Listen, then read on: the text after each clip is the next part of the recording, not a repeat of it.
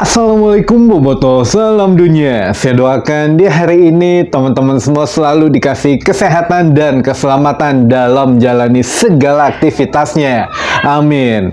Baik Boboto, langsung kita update informasi Persib Bandung terbaru yang mana H-2 menjelang kick off laga perdana Persib Bandung melawan PSBS Biak di ajang Liga 1 2024-2025. Dan buat teman-teman semua yang memang sudah mempersiapkan diri, sudah akan nyetadion, kita simak beberapa informasi terlebih dahulu biar tidak terjadi miskomunikasi nantinya.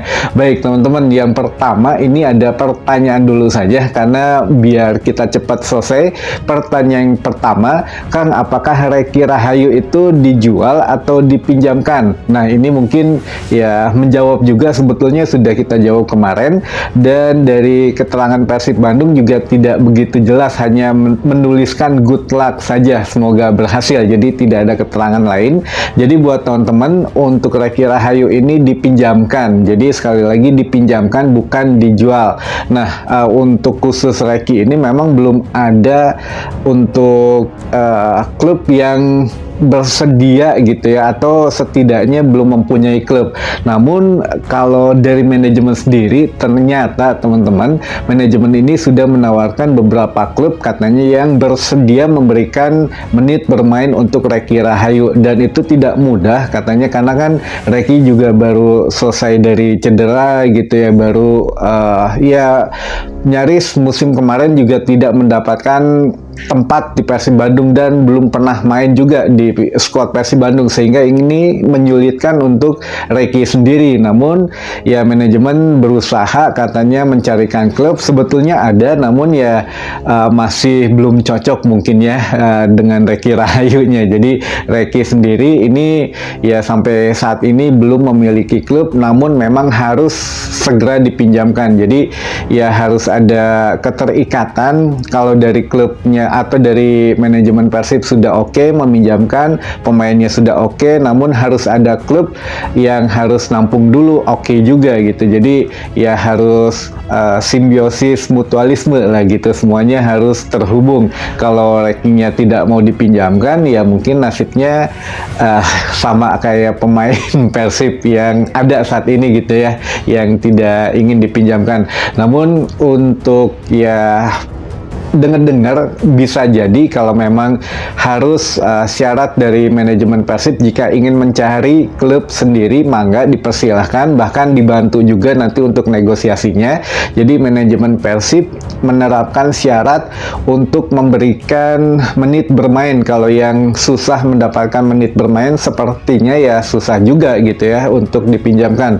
Nah dengar-dengar ya kalau nggak kembali ke Tangerang, kalau Persita karena otomatis ada di Liga 1, sepertinya akan sulit dapat menit bermain. Kemungkinan kalau mau ke Tangerang kembali ya ke Persikota gitu ya. Jadi Persikota ada di Liga 2, ya itu juga bisa kemungkinan besar mendapat menit bermain ya. Kalau mau pulang ke Tangerang mungkin ke Persikota, tapi ataukah ada klub yang lain yang bersedia? Nah ini ya kita tunggu sajalah, semua keputusan sekarang ada di Reki Rahayu kata manajemen gitu ya. Jadi kalau manajemen Persib mah oke aja lah, mau kemana sok dibantu, asal yang klubnya bersedia ngasih menit bermain gitu aja teman-teman untuk Reki Rahayu. Jadi sekali lagi akan dipinjamkan bukan dijual.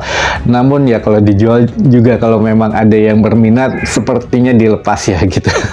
Baik, pertanyaan yang kedua ini, Kang, kenapa Jalnando yang dipinjamkan bukan Abdul Aziz gitu ya. Nah ini ya kalau Jalnando sendiri menurut Bojan Hodak, ini Bojan Hodak melihat masih besar kemungkinan potensi yang bisa keluar dihasilkan oleh Jalnando, sehingga Jalnando yang dipinjamkan gitu. Jadi dipinjamkan ini juga tidak lama, durasinya hanya 6 bulan, sehingga di putaran kedua nanti atau secara kalau memang sudah cukup, dirasa cukup, bisa kembali lagi ke Persib Bandung.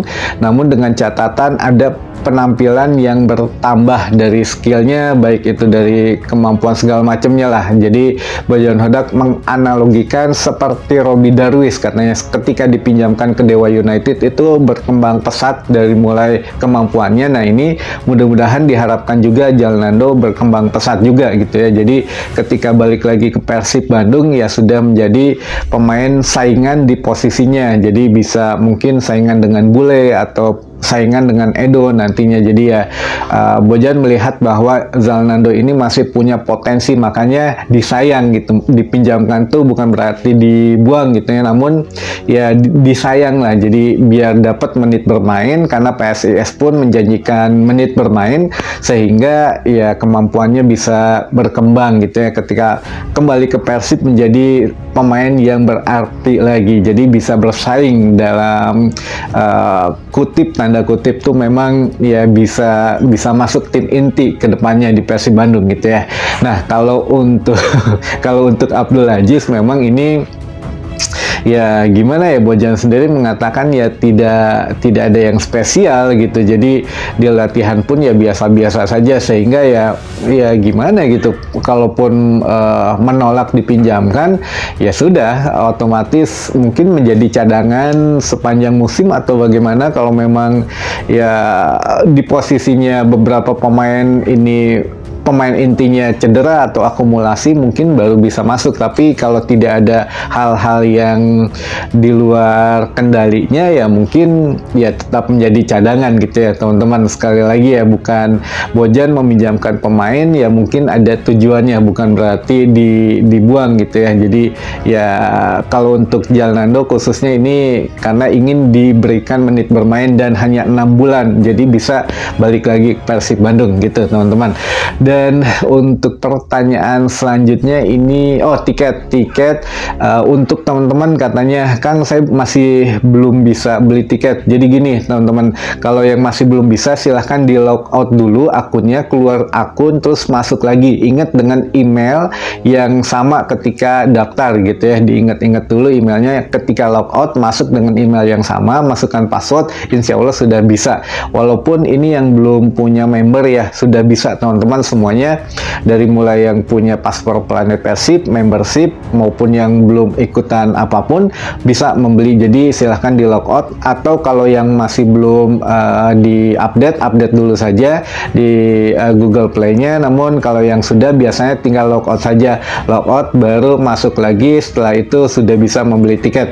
Jadi kalau untuk utara dan timur sebagian sudah terjual habis teman-teman, jadi ya sebagian lagi mangga dimanfaatkan. Jadi ada dua tempat penukaran, dua tempat pembelian tiket nantinya, ada di Kodim Kutawaringin dan satu lagi di Denjasaang Kiara Condong teman-teman. Jadi jangan salah beli, kalau memang belinya sudah di Denjasaang ya ditukarkannya pun di Denjasaang ya, jangan sampai tertukar tempat penukaran lagi.